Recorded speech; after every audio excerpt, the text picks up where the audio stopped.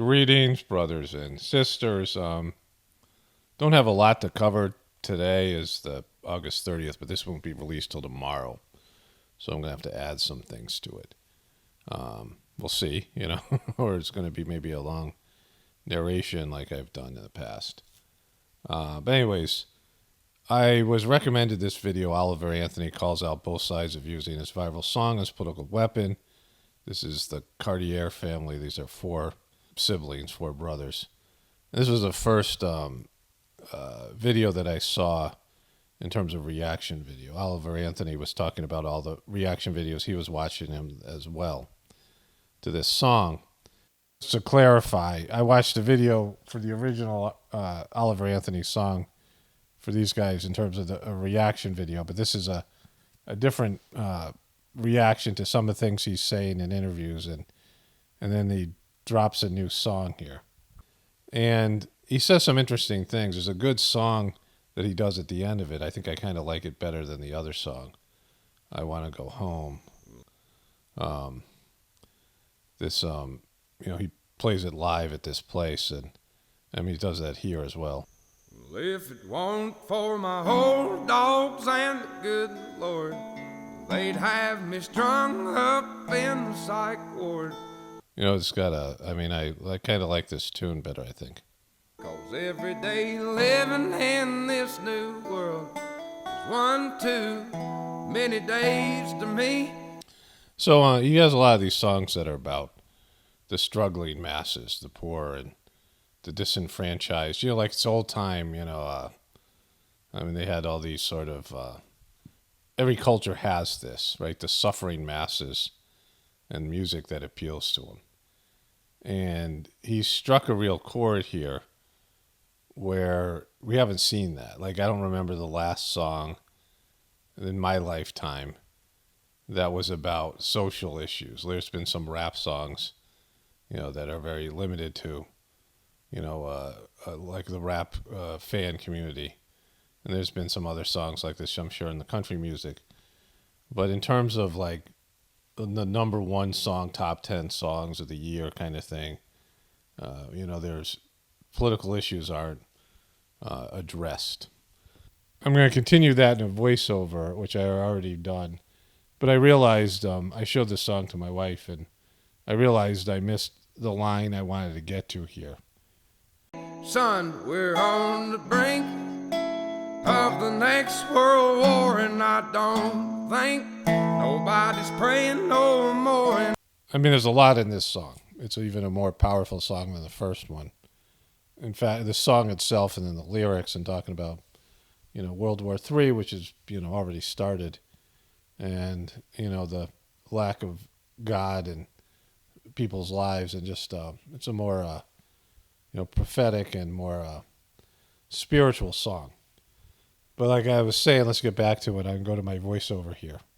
There was that, when I was in high school, there was these Feed the World thing started by that guy Bob Geldof out of England. They had these Feed the World music, Christmas songs, and then Americans, it was British musicians doing this Feed the World. And then Michael Jackson, a bunch of American singers did a follow-up song, like their own version. And, kind of sucked. It was like, pretentious and all that kind of stuff. But in terms of like these old time, like you'd hear some guy sitting on a train, some hobo, and then singing about the woes and the blues and the, whatever's going on.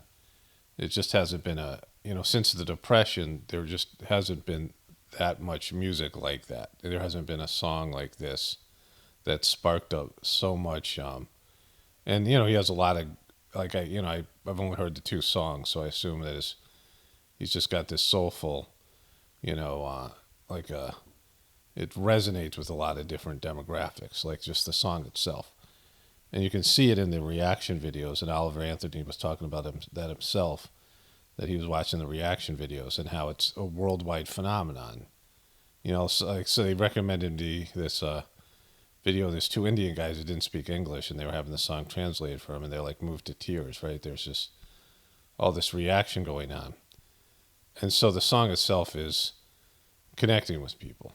at this particular time. You know, I've talked about that I wouldn't have any place in a, you know, like a, you know, maybe there'd be some. I'd always be maybe a fringe person, but like my what I do here, especially the mockery and the, you know, when I go in hard on like, you know, somebody or something, and it's pretty brutal.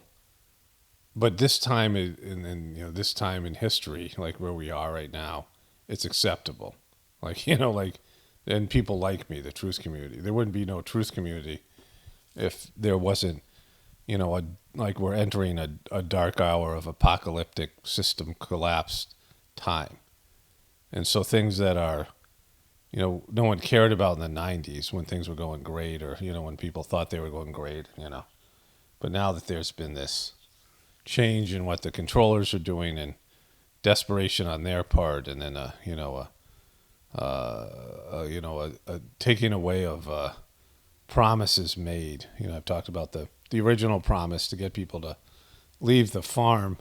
You know, and these were people who had family traditions and they didn't want to change, right? People get set in their ways. You know, some people did, a few people, you know, one person in the family, you know, these kind of things. But the majority of people, the tribal people, and, you know, it's like you don't want to give up your lifestyle now. And so your ancestors didn't want to give up their communities. You know, they saw all these modern, newfangled ways of being, and they could see through it, right? They could see, you know, the native peoples and the people who lived in villages could see the trap, right? They, you know, they could read people, and they, you know, they were higher functioning people than we are now. And they could see the trap that was being laid. And like I said, people don't want to change. And so they didn't want to leave the farm. And what that meant in leaving the farm, and this idea of being higher functioning, is that you have so many more skills. When I first started homesteading with my family, you expand what you are as a human being in terms of your primary labor, and people look down on it. Like I was taught to look down at, you know, that blue collar labor and, you know, whatever it is, right? My dad was a guidance counselor, but it was more societal. I don't, you know.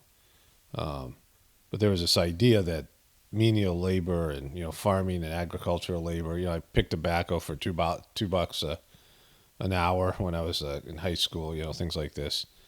And it was seen to be demeaning kind of work for stupid people. But the old-fashioned homesteaders and tribal people had so many more skills and abilities than we have now. And they were connected to nature in different ways. And, you know, I don't think we should go back. I mean, we still have to evolve. And like I said, these cultures were living the same way for thousands of years, you know, tens of thousands of years. So they weren't evolving spiritually. You know, they were like pure humans and natural humans, but it wasn't, there was no, you know, so there was reasons why those cultures got absorbed. But those people could read and see through the, you know, the traps and the tricks and alcohol, you know, alcoholism. You know, they were giving, you know, fire water to native peoples, you know, getting people addicted, and what they did with the Chinese and the opium wars, where they got all the Chinese and their military addicted to opium, and like they're still bitter about that, right? As a people, like the British doing that to them, right? The East Indian Company was sort of a, you know, almost like a Rothschilds type company there in India, where they stripped India of its gold, and then they got the Chinese addicted to heroin, right? There's all these things like that. But they had to get people off of their way of living. And they did it by force. You know, this was even back in England, the Irish and the Scottish were beaten. You go look at the history there, that they were forced to speak English. And if they tried to, you know, speak Gaelic, you know, their native tongue, they were beaten. And, you know, I mean, just the missionaries, all these things, right? And they're all doing it on this idea that you could only be saved by Jesus. So he was actually doing these people a favor, the savages. You know, it's just, it's criminal. Like, it's immoral. It's, you know, criminal on a spiritual level. And, you know, forcing these people to lose their cultures and then get indoctrinated into an 8-hour, 10-hour, you know, slave job where you only have one skill. But it only works if you never have to go back to the way it was. Like, the system is always strong. But it was a debt-based economic system At least that's what it became. And it was, of course, going to become that, right? And so now the system is about to collapse and people have no skills. Like this is 3, 4, 5 generations from their homesteading, tribal type of skill level, right? And reclaiming those things is hard, like I've experienced that myself. It's a whole different vibe. And, time is different when you're on a farm and the way you manage time, and there's a flow to it. And if you didn't grow up with it, it's hard to reclaim it. Like you're just going to fumble around and you'll get good at some things and not so good at others. But, you're not, this isn't how we've been trained to be in the world. You have to change their whole way of being. And, it's now happening, like where people are realizing how screwed we are, because if the system collapses, what do you do? What do you do if there's no food in the supermarket, or you can't, people are living in deserts where there's no water. They're living in places where it's so hot that if there's no air conditioning, how are you going to make it through the summers? How are you going to get sleep when it's, 100 degrees in your house? And people, these apartment buildings and things where the concrete jungles where the heat gets absorbed by the, it's like a thermal mass of concrete where the sun bakes down on these buildings. And without air conditioning, you're going to roast it. It'll be like ovens in there, right? And so, this society isn't structured to be without air conditioning and water and, these ways of that we've been accustomed to living. And then what about not having the internet and these other things that people are, addicted to? And so that's what we're facing, right? When the promise is broken, when they lured people off their farms and their tribes and said, or forced them off and said, don't worry about the system will always be here. Give up your skills that you have honed for generations, your ancestral knowledge. I've talked about this so much. When I was just, my wife came in and I was watching this, I showed her the song. It's an emotional song. It's even more powerful song. And, Take Me Home is this idea of going back to the source, right? Heaven, for Christians, and, going to what's called the brighter world for me. When you die and your soul returns to the source, right? And these guys, these 4 brothers who were watching the song, that's where I first heard it. And, somebody, like I said, sent it to me right after I watched the end of it. I had watched the beginning yesterday. And they were talking about how the guy turned down an $8 million contract because, the record companies offer you as a loan. You sign these bonuses and these deals, and you have to pay the money back through your record sales. So they basically own you. This is what Tom Petty fought against, and you have all these independent artists now, well-known masters of their songs and, these things. But the record company gave you all this money and then gave you a crappy deal on the royalties, and then you have to work like a slave. They'll give you cars. This Cadillac record movie that you see, and, it's a way of, and they pretend that like you have some kind of great lifestyle, but you're always in debt to the record companies. And if your second album doesn't, they just own you. They roll out these concerts or whatever. And it's a seedy business. And this guy, Oliver Anthony, was talking about it. And I had some people commenting saying he was a shill and he was a staged person and all these things. The song, you can feel it. It touches your soul. It moves you emotionally, in a feeling way in the heart. They're heartfelt songs. It's not just the music. Music is powerful. The vibrations are powerful. And the guy's got a great voice, but it's more than that. Like there's an emotion there. It's like feeling in the songs. And they represent, I got recommended the first song by, 10 or 20 people. And most of the people had already kind of heard it when I covered it. It went around the internet. People were sharing it, right? You can push things out with bots. But I had real people recommend this to me, and my wife had the same thing. We both got it recommended. And it went around the internet because people started to share it because they felt it, right? They could feel the music. And there's, something here. Like, again, it's not going to change anything because there's nothing to change. The best thing that could happen is you realize you're effed, right? Like you're booped. Like that's the best thing that could come out of these things. You realize the system's evil and it can't be fixed and you're effed because you don't have the skills and the system's going to collapse. And it's, this hot potato or wonder ball game we used to play when we were kids. The wonder ball goes round and round, or musical chairs, and you're going to be out. Like, it's just who gets stuck with the hot potato. Like, there was a, wherever the hot potato, the music stops, and if you're not sitting, you're out. In musical chairs and the hot potato, like, who gets stuck with the hot potato, right? You're supposed to be passing it around, and then somebody gets stuck with it. And so, it's just which generation gets stuck with this problem, where we have given up our ability to live like real human beings, natural human beings. We don't have the skills, we don't have the community, we don't have the emotional and mental fortitude. We don't have any of it. We've been stripped of all these things. We're weak, stupid, worthless people, all of us, to whatever extent. And we don't have it. Like, we don't have the ability to make this transition, most of us. There are some people who will do it. This is pockets of the future, right? And also connecting to God in a deeper way. Like, we've lost that, and it's been interfered with. And, I messed up and I didn't show the big line where we're on the verge of the next world war. And I would have corrected that already. I'll go back and grab that and put it at the beginning when I'm doing the clip and showing the song. But that's why this stuff is resonating. Something's changed, right? Where people, it's a coming together. I mean, these brothers we're talking about, like he's talking about celebrating diversity and these other things because they've pushed for division. And there's so much hatred in the truth community and so much negativity towards the other groups. And you were sheeple not that long ago. Like, we were all sheeple.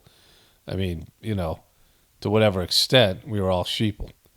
And then we woke up, and then we're like, oh, you guys suck so bad. Why could you? Well, you were just like that, right? This whole thing where there's different levels of trutherism or it's experience of this, but you don't want to get to where you think you're better. And we all do, because the sheeple are intolerable, right? Their stubbornness and inability to accept reality. But we are too. Like, we're not, unless you can accept the divine reality and the what's supposed to happen here. Because all of us are selfish about the system collapsing. We're all selfish about it because we can't imagine it doing that. We're dependent on it. And for selfish reasons, we want to keep it going. Like, I know as much or more than almost everybody about this because I think about it all the time, and I do this here. And I know what's waiting for us with the Saj Mark system. This is the essence of the pockets of the future, because I experienced the spiritual conditions through the meditation and the transmission in the system. And the teachings are that there'll be a collapse of our current civilization, bones and ashes. The new world will be built on the bones and ashes of the old one. And it will have spirituality as its base, meaning that everyone's going to connect to God on a deep level and manifest a system collectively out of that. And so, and I've had that experience, like, just every time I meditate and feel the energy, right? I'd go to these spiritual gatherings for 3 days, 5 days, whatever it is, trips to India, and get saturated with this. And I'd come back and it would dissipate. It would be worn away by our current system and dealing with life. And it didn't have to be, right? It's just that one thing is so extremely different than the other. And the divine energy that you get is, absorbed, is stripped away from you, love energy. That's why people are bankrupt. You see people walking down the street with blank eyes and, what have you, and they're miserable and just, all of it, right? So I know something is better waiting for future generations of us and future generations of our, incarnations of ourselves, of future versions of our soul. And yet, as an ego and as a material person, I don't want the system to collapse. As a, like, totally selfish, screw the next generation kind of way, I hope it lasts for us, this kind of thing. But changes are coming, and they're good changes, right? It's a bad system that has to go down. And whatever selfishness we have, whatever fear we have of that happening is not as important as it happening and the necessity of it happening, because we're at a on a disastrous course, the longer we go, the worse the punishment. And punishment is, I was talking about this with the Old Testament, and the way that God is portrayed in the Judeo-Christian tradition, right? The Old Testament particularly. The New Testament is much better, but still, it's it's a start. It's not an end. It's the beginning of something, not the finality of it, and just the beginning of contemplating spiritual life. But the Old Testament sucks. The way God is portrayed, God is to be feared and as a demon, and is narcissistic and always butthurt and punishing people. That doesn't exist. The way God really is that you are given freedom of choice. And when you make a wrong choice, when you make a mistake, it's a gentle reminder you get at first, a gentle coaxing back to the path of, righteousness, back to the divine path. And if you ignore that, which people do, most of us, all of us, at one time or another in our life, then you get farther away from the path, and it takes more force to move you back. It takes more, sensationalistic type of things, more drama, more whatever. And it's still subtle, though, in the beginning. And there's just layers of more force being added. And it's not God doing it. It's your inability to take the hint and go back and do the right thing. You're doing the wrong thing. Your ego knows it's doing the wrong thing. It's separating itself from your soul and your spiritual process, your spiritual goals and things like this, the divinity that's within you.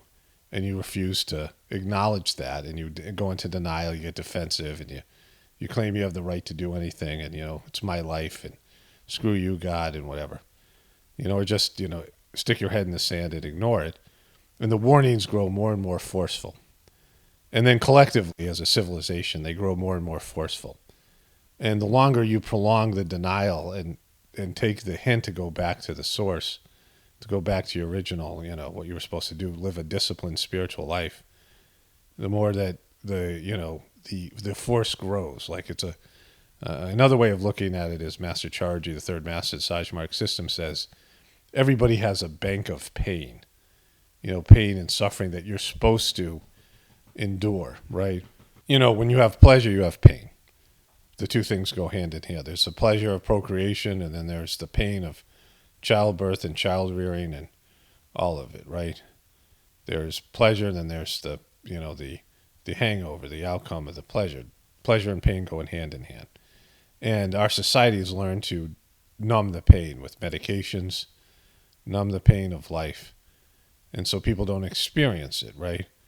They don't experience the pain that they're supposed to have. And pain is what keeps your personality together.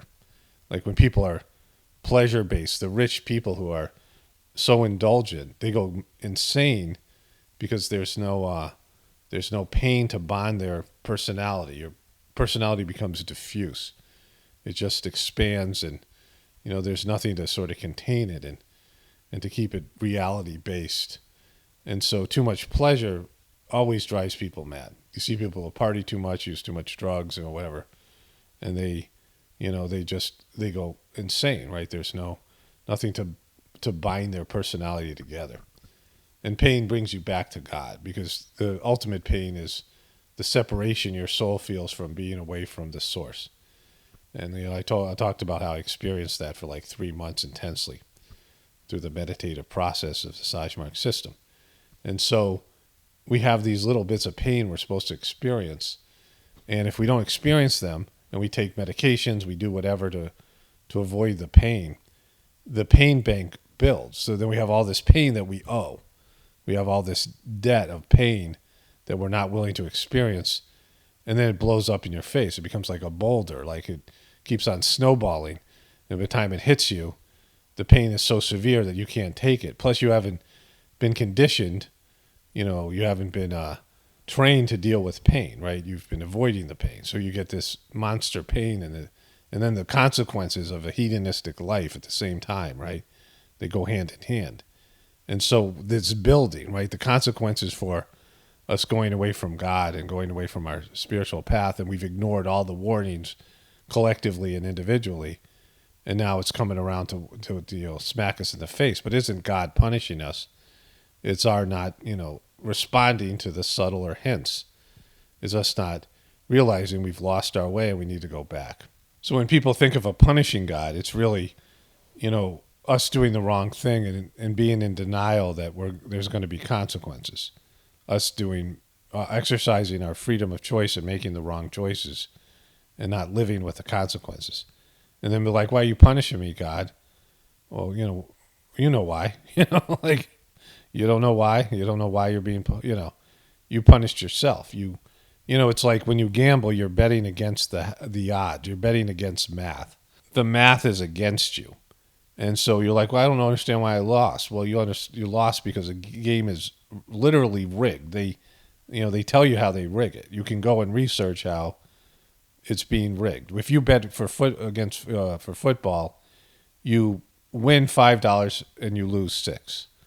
So every time it's called a time when you bet. So every time that you bet, if you bet 100 times, that's $100 that you are risking. Like if you break even on all your gambling, if you just go 50-50, you're going to lose $1 for every time you bet. And so, you're betting against math. I mean, that's how math works. They've rigged the system. In every game, in every casino, every gambling game is rigged towards the house. And once in a while, something happens, just based in math, that like once in a while you win the lotto, somebody hits it big. Chances are they'll gamble it away again, right? Because they like to gamble. But you're paying money for the risk of losing your money, right? The thrill of risk of losing your money, which is inevitable. And that's what people are doing all the time with their lives, with their morality, with their ethics. They're gambling away their divinity, their addictions, all these things. There's some scars that they're building up, and they're going to have to pay for everything. You're going to have to pay for it. You're going to have to pay for every mistaken decision you made, every wrong choice. You have to pay for it because you're going against what your soul and God wanted you to do. There's temptations there for a reason. It's supposed to be tough. The temptations are there to make it tough on you. And it's pulling you away from your goals and your spiritual goals and your soul's path.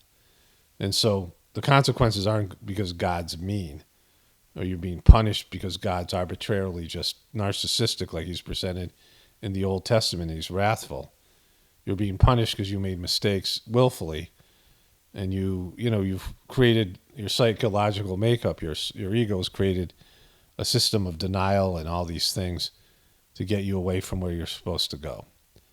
And so this is why this song and these conditions are resonating, because people, the condition of the youth and their depression and the depression and psychological issues that are rising and the cost of internet and Wi-Fi and, all this decadent life and, all the pornography and all the violence and all the degradation that we see and the collapse of the moral system and the redefining of gender and the, all of it, right? The whole like ickiness and ungodliness of our system going towards a, satanic way of being and people's egos. True Satanism is where you embrace your ego and you deny your soul. That your ego takes over and your soul is minimized, and you lose everything that goes with your soul, your compassion, your sense of fair play, all these things. And you become a demonic sociopath. That's being a devil. It's just that. It's a battle between your ego, which is a potential demon, and your soul, which is a potential saint.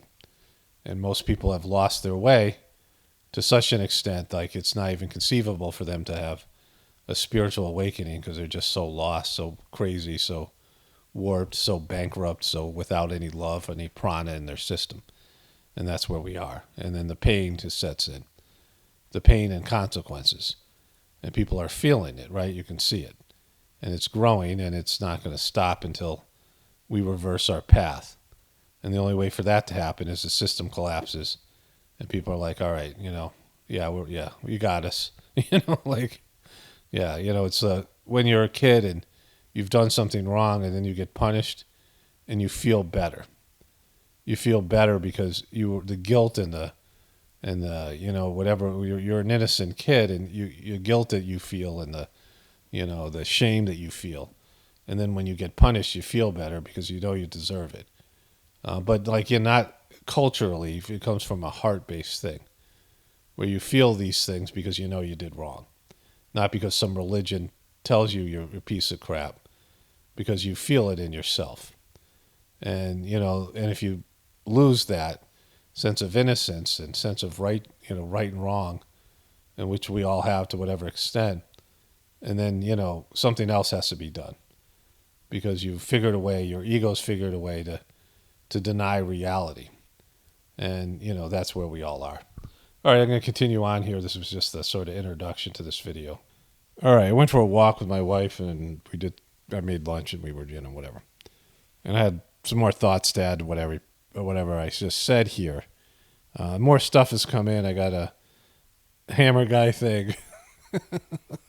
More funny stuff. Trump is liking Vivek as his VP, and we'll get into that. He's big pharma. A few other things. I covered him on my other channel, video up today, on Apocalypse Now. And so, one thing I want to talk about in terms of all these things is that the truth community has expanded. More and more people that we meet, my wife and I talk to, are upset by something that's a truther issue. It could be the gender stuff. It could be the economy. There could be, some of it's right wing, and the solutions might be different, and who they attribute blame to might be different. But most people are aware it's more than half. I would say it's much more than half, and you can see it in the Oliver Anthony song, the various demographics of people who are agreeing with what he's saying.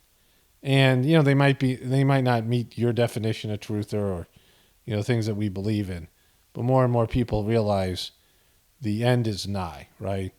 That he was saying, and Oliver Anthony was saying he didn't think it would last another generation, and these guys who were doing watching the video were reacting to it. Everyone kind of gets that, right?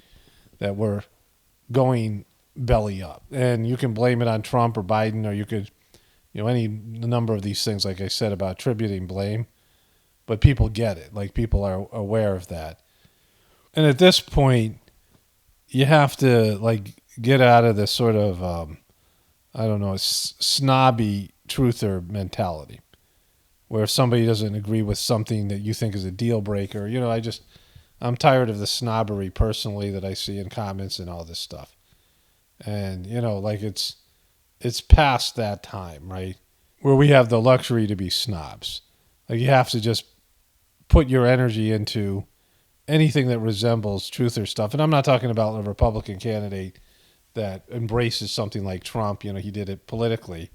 I mean, certainly Trump was more willing to talk about truther stuff just from the standpoint that he was trying to gather support. This stuff that happened with Steve Bannon told Trump that there was a lot of truthers out there that would, support him, and he went on Alex Jones and, all that. Embrace of the QB stuff. I'm not talking about stuff like that. But if somebody is, like with Kyrie Irving not getting the bloop, I had made some negative videos about Kyrie, and I, didn't particularly like him. But his stand on, that one issue and the way he stood up to it, and whether he was a shill or not, or he was a controlled opposition, it really doesn't matter. There's no way to, you can assess that. It's really hard to get to somebody's intent. It's really hard to get to somebody's, why they do things the way they do them. Because people are so good at lying, and oftentimes people have to act a certain way just to appease the powers that be. Not everybody can go scorched earth. And if you want to work within the system, again, a system that can't be saved, but, trying isn't bad. Trying to attempt to fix something or, changing some things. Like I was saying yesterday, and I should have said this in a different way, but RFK Jr., despite his Palestinian view and some of these other things that are red flags, and problems, he has good policies that he's pitching, environmental policies. And, there's so much black and whiteness a binary way of looking at everything. If you hear environmental stuff, you think immediately of global warming agenda and, all the stuff to do with those, those 15-minute cities and the rest of it, which I'll get to in my next video on my other channel. There's a photo of some of these 15-minute city buildings. They look, prison-like. But if you look at Kennedy's policies towards the environment and some of the other things he's proposing, they are things that are doable and things that we should be for. Like, we have to be for saving the environment because we're screwing it up. Like, the pollution and some of the things that we're doing to the environment is going to have irreparable damages to future generations of people. And there's a point where you can't just keep on harvesting resources and turning them into toxic waste and not expect that the earth can recover and not be damaged in some way, right? Like, permanently making life on earth way more sucky than it is now. And we've kind of reached that point in various ways that people aren't aware of. And just like, getting mercury out of the water, which Kennedy accomplished before, is a good thing, right? And so you might not like him. You might think he's a shill. You might think any of these other aspects of what he's doing. But he's an upgrade from Trump and Biden. And if he, follows through on his policies, some of those policies would be better. Most of them would be better than what we're getting with these other two guys, right? And I'm not saying, voting or not voting. Like, for me, it's just not condemning the guy, right? It's until the guy does something where you're obviously just like the rest of them, like Alex Jones in that interview with Piers Morgan, until he goes on a debate and he, does something that's a major red flag, or he gets elected and he goes against his political promises, then, that's something different, right? That's when it becomes action.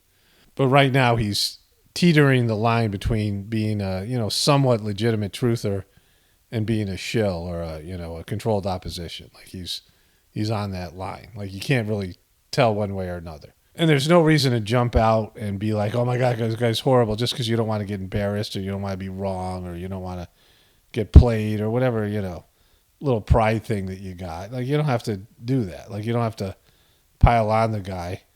I mean, I said my piece about his Palestinian thing and, his past and his infidelity and these other things, and I say my piece about whatever these things are, and then I let it go, right? And, everyone has an opportunity to change. Even these people I cover on a regular basis, I make 3 or 4 videos about a certain person or include that person in a narrative or story in multiple videos. And it might be pretty harsh, but after that, I let it go. If the person changes, they change, right? Just like I said, I made negative videos about Kyrie Irving and his Illuminati shoes and some of the other things he was doing that I thought were detrimental. Some of the truther stuff. But then, he made a decision to do something else, and I had no choice but to support him. And I was glad to do it because it's a fundamental issue that we are all having. And for someone to stand up against the way he did was imperative. And so that's much bigger than the other things. Wearing a capstone on your shoe. That's the other thing's symbolic.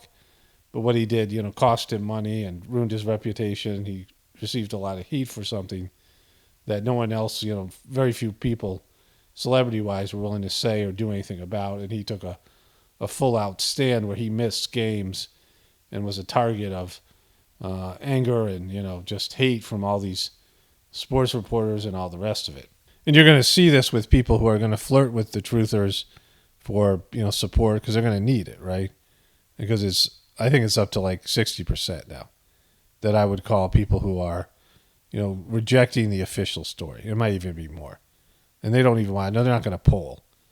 But in terms of just bare minimum, what you might consider a truther, it's, over 50%.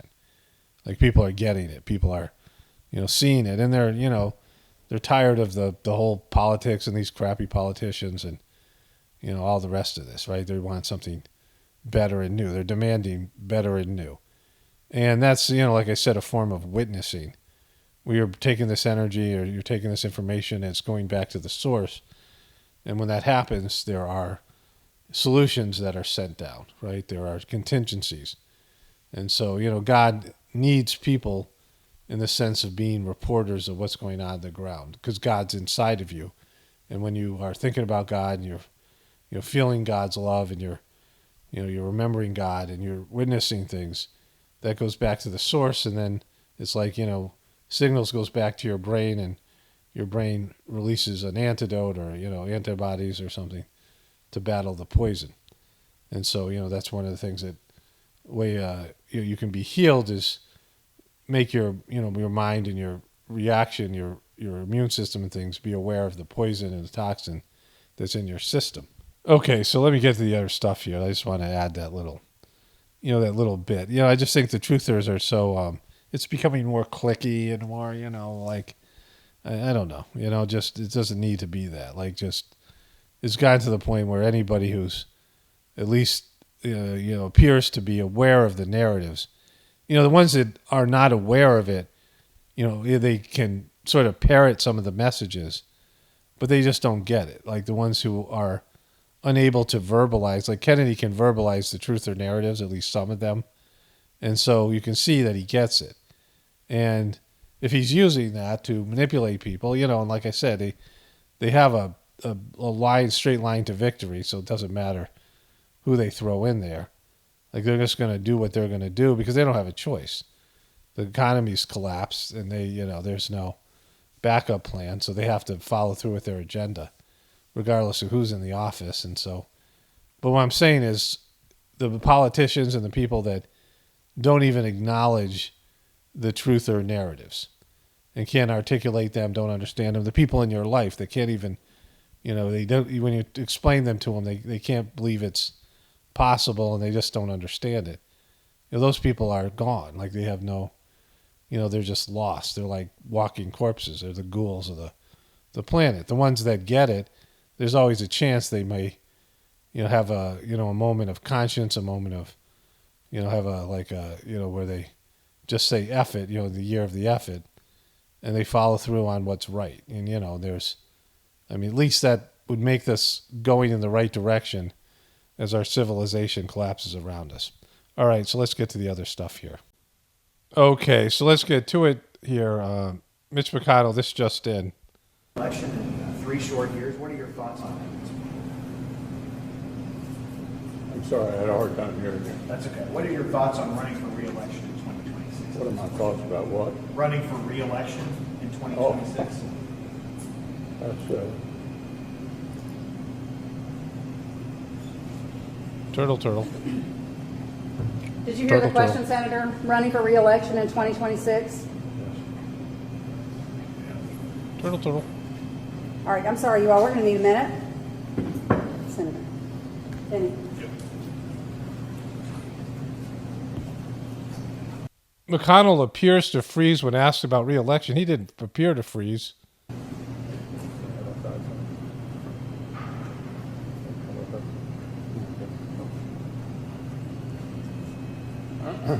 okay. Somebody else have a question? Please speak up. Yeah, please speak up. Mitch died 2 years ago, so you're really going to have to speak up so we can hear you in the underworld because, he's a ghoul now, so he doesn't have any human consciousness left. So really have to go to shout so they can hear, his soul can hear you down in hell. Because, like I said, he's been deceased for a couple of years. Somebody else have a question? Please speak up. This is who you are. Yes, that's exactly who you are. That's exactly who you are. And so this guy, Turtle, he's been old for a while. And, this shows you everything that's wrong with the political system because Mitch McConnell has worked his way into the power position in the Republican Senate. He's the number 1 senator in the Republican side of the Senate because of longevity. And, Kentucky's a nice state. I was almost going to live there once. Beautiful state. But it's not very heavily populated. There's no major cities there. They're not, people joke about it. Like when I lived in Henderson, Nevada, they called the like sort of redneck part Hendertucky, right? And, my wife and I were joking about that because she's heard that in places she lived, right? It's considered whatever. I like the state. I'm not, dissing it. But, it's not a political powerhouse. And so it doesn't have, there's money in the state, Kentucky Derby, there's some whatever. But for them to get this kind of political power, they would have to elect another senator and wait 40 years for the person to get longevity and seniority. And so they don't want this guy to go away, even though people in the state don't love him. And he's just a political hack and he's always been there. He gets a lot of things for that state. And you had that same thing with Nancy Pelosi. California is a little bit different because they have more people, especially in the House. But, she rose to power and they just didn't want to, snatch the power out of her bony hands. She ran basically against no one. Like she had, there wasn't a contested election for years for her. And they keep on coming back and, it's everything that's wrong with politics. Like there should be term limits and, all these things should end. U.S. military plans to unleash thousands of autonomous war robots over the next 2 years. Sounds like a plan. United States military plans to start using thousands of autonomous weapons systems in the next few years in a bid to counter China's growing power. And it says here, whatever. Robots everywhere. So that's what they're doing. Okay, here's the hammer guy. Who are you going to believe? Rudolph Giuliani or Rudolph Giuliani? Or the hammer guy. Look, he's got his face look kind of like a hammer. I'm not an alcoholic. I'm probably function more effectively than 90% of the population. Yeah, especially when your face is melting. The same Rudolph Giuliani told a reporter while he was drinking a Bloody Mary, "I love scotch. I can't help it. All of the malts. And part of it is cigars. I love to have them with cigars. I'm a partier." Rudolph Giuliani's previous wives have a less than charitable view of him as a partier. One of the witnesses to the January 6th committee testified under oath that Rudolph Giuliani was drunk on election night 2020 when he told Donald Trump to publicly go out there and declare victory, which Donald Trump did, knowing that it was not true. This is where you're going with this, right? Like Hillary Clinton, I had pictures of her doing shooters. And when she was during her campaign days against Trump, she was going out to all these bars and drinking. You can find videos and pictures of her drinking. Let's just find some of those. Here she is doing a shooter there. There she's drinking there. There she's dancing. Another shooter. Toasting beer. And the only time you see her smiling is at bars. Like there she is again. There's a coffee there. But there she is doing there. Shooter there. Wine. And she's drinking coffee, which of course is also a drug. Doing this, some sort of coffee beverage. There she is, another beer there. There she is in a bar on Saturday Night Live. They did a sketch there. There's just lots of pictures of her. There's a real funny one. I have it. Stronger Together. There she is, more beer there. She's smiling with a beer. She really gets happy when she's got a drink in her hand. There's one particular one. There she is, there. There's some water. Jimmy Kimmel did a spoof. I'm not going to show it to you because it seems like they just slowed down her speech. That she was, it doesn't look like she was actually drunk. But they're doing a spoof because they all knew that she was an alcoholic. She drinks all the time. She does it at campaign event after campaign event. And I couldn't find any videos of it. But I have more pictures that I saved from before. Some of those have disappeared from the internet. I'll get to those in a second. But she did talk about being in a drinking contest with John McCain. Have you ever won a drinking competition? Well, I haven't been in many. That cackle. of them, but the most famous one, I suppose, is the one that I engaged in with Senator John McCain when we were on a congressional delegation, and he kind of challenged me. We have our political differences, but we sat there drinking vodka until we both, I think, agreed to withdraw in honorable fashion, having, I think, reached the limits that either of us should have had. So it was a tie. So you were passed out, and is that what happened? You were passed out, and you fell on the floor, hit your head. I consider it a tie, yes. Generous of you. Tie is for losers. So remember, she passed out trying to get into a car, or some other time. I can't remember all the times, but when she was running against Trump, she passed out, and they had to scoop her up and put her in a car. I think it was that one. And the next day, she went on Between Two Ferns with Zach Galifianakis to sort of show she was all right, that she wasn't, incapacitated. God! Just trying to scare her. She's like gone, right? She's like not there. Like she's just gone. Like she was just, and responsibility. But being the first woman elected president and what that would mean for our country, and particularly what that would mean for, not just little girls, little boys too. So she was just lost, right? Like remember she passed out the day before, and like she just this was so many years ago. Remember this where they dropped balloons on her when she won the convention, the Democratic convention, and she did this. She was like flipping out, like just like there was these. They said that she had Parkinson's. People thought she had Kuru. Then there's this one. Remember this font? I imported this font back when I did font stuff.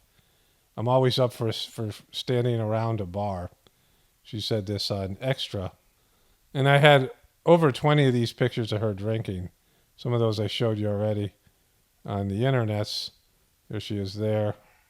There she's doing shooters. This is the picture. Look at it. I mean, just look at this ghoulish M&F-er. Like that's, that's an adrenochrome face there.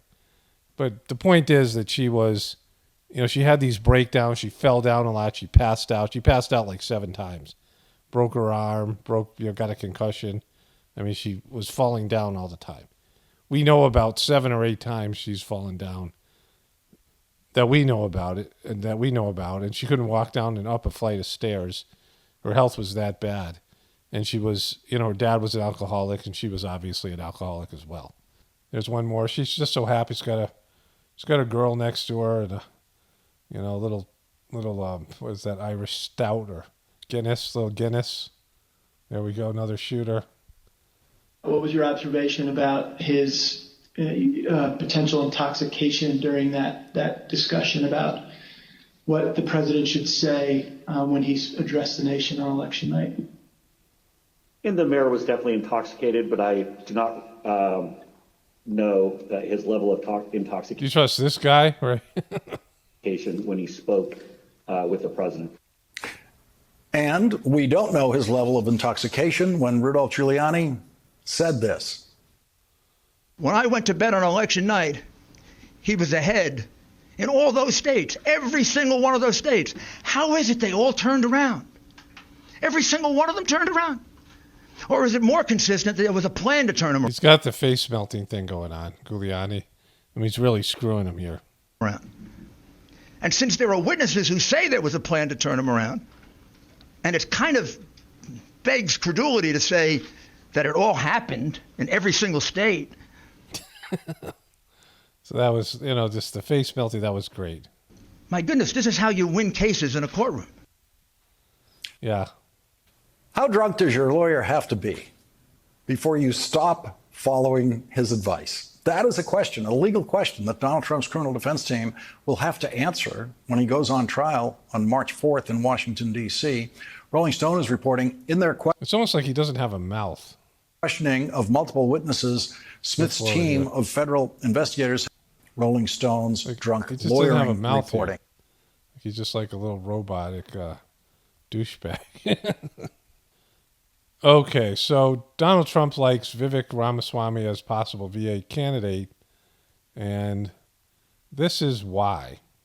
Question. Remember, that speaking of robotic douchebags, You said that you weren't going, but you would be watching the debate for a vice president. Have you thought of Vice President Ramaswamy? Well, I think he's great. Look, anybody that said I'm the best president in a generation, I don't know, you'll have to define generation, but it's a long time. And he said it a couple of times, and he said it in 100 years. So I have to like. So his prerequisite for vice president is that the guy thinks he's the best president in the past 100 years or a generation. That's narcissism at its finest. You Trumpers. Like, that should just disqualify him right there. And he's not kidding. Like, that's how he lives. He judges people on how great they think he is. Like, the people that think he's great are great, and he's willing to work with them. Everybody else is an enemy. He's got to get into it with them, this kind of thing. I mean, that's Trump. That's Trump in a nutshell right there. This guy's a clown. He's big pharma, right? I like a guy like that. I can't get upset with him, but he's a smart guy. He's a young guy. Smart guy, because he knows I'm the best president in the last 100 years. He's got a lot of talent. He's a very, very intelligent person. He's got good energy, and he could be in some form of something. I tell you, I think he'd be very good. I think he's very good. I think he's really distinguished himself. He's starting to get out there a little bit. He's getting a little bit controversial. I got to tell him, be a little bit careful, because some things you have to hold. This guy, right? This fake laugh at him. Just a little bit, right? But he's got a lot of good energy. What's so funny about that? What is funny about that? What's funny about that? Like, it's just, you're talking to a guy who's just divided the country and rolled out the Operation Warp Speed and got played during COVID, and just, what's funny about this, right? He's going to grab this guy because he says Trump's great, so he's going to put Ramaswamy in there somewhere. He's big pharma, so, that can't, what could go wrong, right? I covered that yesterday or today on my other channel. Joe Biden, our country is going through some very difficult times. The rule of law is being destroyed, and the justice system is being wielded as a weapon against Joe Biden's political opponents. Me. It's about me. I'm talking about me here. If you didn't know, I was talking about me. It's me. It's Fish Boy, me. Primarily. Over the past few months, I've heard from countless Americans who are... There it is. Boom. Fish Boy. Kaboom. We got him. ...deeply disturbed by these appalling political persecutions and attacks. Against me. Me. Did I tell you it's about me? I want to say to you today, do not despair and do not lose hope. Every injustice... Because me. I'm here. Me. ...they throw at us, every hoax... Me. They throw at me. ...witch hunt and abuse of power must only harden our will and steel to resolve to... Boom. Got him again. Fish Boy. ...save our nation. Fish Boy. Boy. This is the nation we love. We will save it. We will not let this happen. Okay. Why didn't you save it the first time? What did you do to save it the first time? Well, you let them roll out COVID. You let them change the definition of gender. You let them roll you on the election. You got censored and banned and thrown off of social media and made it harder for the rest of us to speak out on social media. And, what else did you do? Oh, yeah, you kind of build part of a wall. Not the whole thing. Okay, so here is Dandy Don Lemons. Dandy Don was a famous pitcher. He's got the Trump, the official Trump mugshot. It says here, finish the job, lock him up, lock him up, lock him up. No check marks, no one with the check marks. 24,000 likes, almost 25,000 likes. And then this one, we got this one here. Why it's in the opening, there we go. 4,000 likes. And this one, 3,000 likes. And so that just shows you everything you need to know there. This one, 4,000 likes. So he's getting no views, right?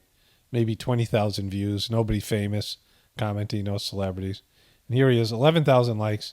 He's got something to say here. Let's start it over. For you.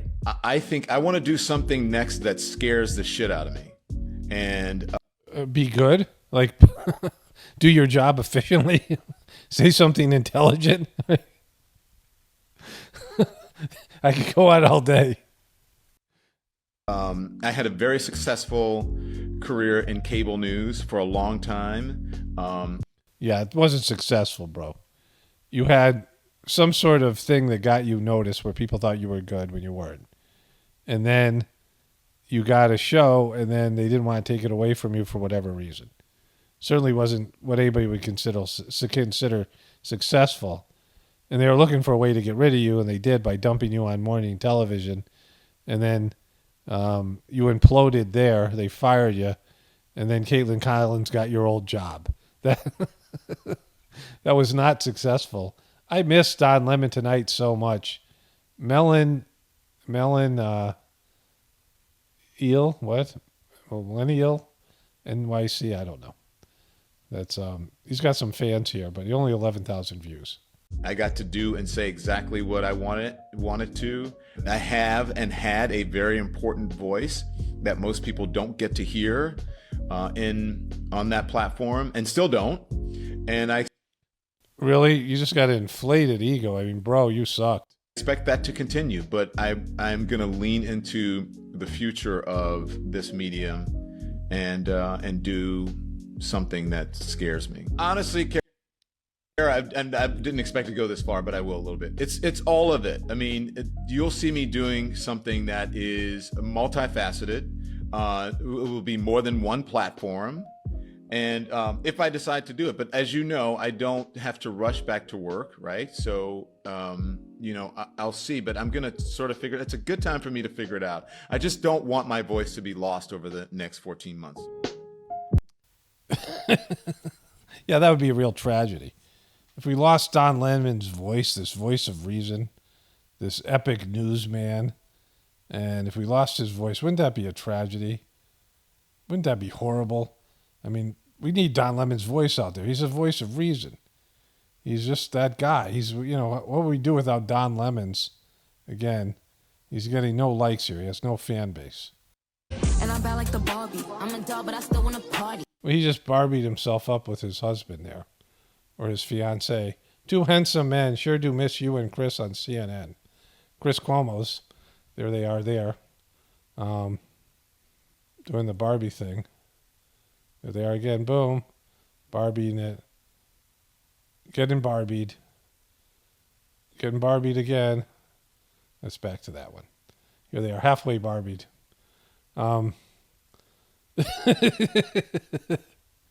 Yeah, good luck to you. You're going places. Okay, so this white dude, a manager or a security guard, it was unclear to me. He was called both in this report. Don't play with me. Woman punched in the face by Target manager. And so she backed him into this office. And she's bigger than him. She seems to be a very tall woman. Obese. And she followed him into this office. He was trying to get away from her. And he cold cocks her. I mean, look at he's winding up here. And she ended up going to jail. And so what happened was, they show you this here. She came into Target, and this woman was her cashier. And she rang up almost $1,000 worth of merchandise, and she said she didn't have enough money to pay for it. So she asked to talk to a manager. And this woman came up, and she said, well, let's listen to what she says here. The spiel about, about how, I've had a privileged life and she's been disadvantaged, and then said that she was asking Target to make reparations for her. And I said, that's not something we can do tonight. That's not something we can do tonight. And I mean, that's what that's what her response was to this. That's not something we can do tonight. Because a woman's asking a Target manager, a black woman, is asking a white Target manager to get reparations. And then you can see from the video, she puts her hands up. See, the woman corners here somewhere, and gets sort of in her face. And then this guy comes in, and he confronts the woman and asks her to leave. She doesn't leave, and she follows him. and she's being aggressive, but more just verbally. And he cold cocks her, and the police see the report, and they're talking to the woman. And the woman's a little bit crazy, and she says that she's having her Rosa Parks moment. She's, articulate. She kind of knows her stuff, but she's, obviously thinking that she can talk to a Target manager and get reparations from Target on the spot. And there's this idea that all white people are wealthy and that there's so many poor white people. So many, white people living in trailer parks, white people living in, urban environments and, same kind of poverty. There's lots of white people in poverty. And so, there's this misunderstanding here.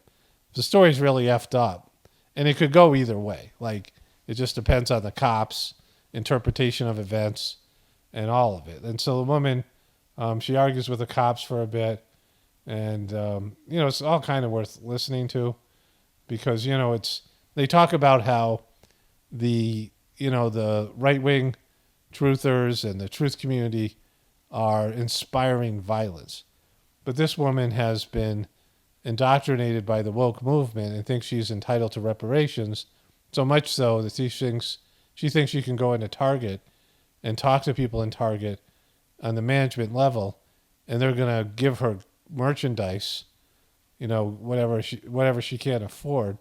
She gets into money and the capitalist system here, but she's obviously, delusional in the sense of why would you do this, right? Why would you pick this as a place where you think you're going to get reparations? And the guy punches her in the face, and he's just like, he gets away with it. Like, she wasn't physically attacking him. The whole thing's effed up. And, it could go the other way. Like, the guy could be in jail, and she could be let off, depending on where this happens and how it goes down. And, but you can see how people are getting so warped in their perception of things.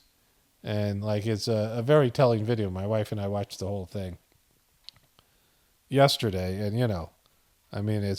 it shows you how the agenda is making people think that everyone else agrees with them and they have a case to be made. So much so that she ends up getting arrested and arguing with the cops, and she was aggressive in the situation, but mostly she was getting to people's faces and yelling at them. She was being maybe somewhat threatening, I don't know, and that's how people are going to take it. But she thinks she has a case of Target owes or something, like in terms of reparations. Like Target is, going to do some sort of reparation policy, just start handing out free merch. We're talking about, if they did that, then how many, was it like 13% of the population is African American who have or have slaves as ancestors, and then what about the Native Americans, right? And if Target had to give away free merch to 20% of the population, it's not how this thing's going to go down. That's how this thing's going to work out. I just want to clarify this because, I was saying earlier, and I don't know if it's clear, but the mainstream media is always talking about Trump and the conspiracy theorists and, all these people in the media are riling people up and inspiring them to violence. But when you tell people that they've been victimized, and it could be it could be any group of people, any demographic, LGBTQ, women, feminists, these different groups, right? And now, white people feel like they've been victimized. Like everyone feels like they've been victimized. And that's what the media says. You go somewhere on the media or someone on social media, they're going to tell you your demographic is getting screwed and how these other demographics are taking advantage of you or taking what belongs to you or they owe you something. And that's weaponizing people. And there's lots of mentally ill people. And this woman was upset about this, and she, made a horrible decision to try to extract reparations from Target managers who have no power. And she argues with the cops and said, he had the power to punch me in the face, but he didn't have the power to give me free stuff. She was still arguing about it, right? And, some of her points, if you watch the video, they make sense. They make sense to, you can understand how she feels. You might not agree with her, but you understand her internal process. But other times she's just, she sounds like crazy, right? Saying this is her Rosa Parks moment. This is a totally different thing. Target wasn't oppressing her. She wanted stuff at Target. she didn't have enough money, and she thought she could get on reparations, and then just decided to lock down. She said, I'm not, I'm going to stand the line. I'm going to hold the line. Like, she thinks this was going to inspire a movement. Finally, they go to arrest her, and she won't cooperate. And the cop goes, let's not add resisting arrest to this. She goes, well, let's do that. He goes, well, let's not, right? Like, he's saying, you don't want to have extra charges here. And, she was being obstinate, thinking like this was some sort of a movement, like it was going to create a movement in her favor and, her demographics' favor. And, it's maybe controversial. The guy hitting her in the face was definitely questionable. I don't think he had provocation.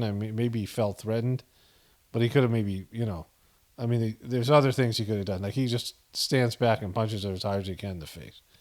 And she's like not ready for it. Like, she's not defending herself. And the whole thing is like effed up. But this is how people are being weaponized, and the division is weaponizing people.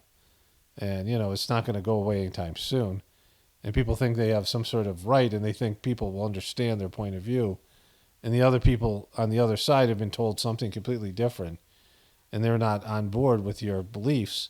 In fact, they think just the opposite. They think, and so they're not, going to agree with you. And so conflict is inevitable. But they're blaming social media for letting conspiracy theorists talk about things because, we're gonna rile people up and Trump or whatever. But it's happening on all sides, right? They are pushing for division. Anyways, only spirituality will save this world. It's Paul Romano, definitely born for the apocalypse and the ascension. Everyone have a blessed day and be grateful.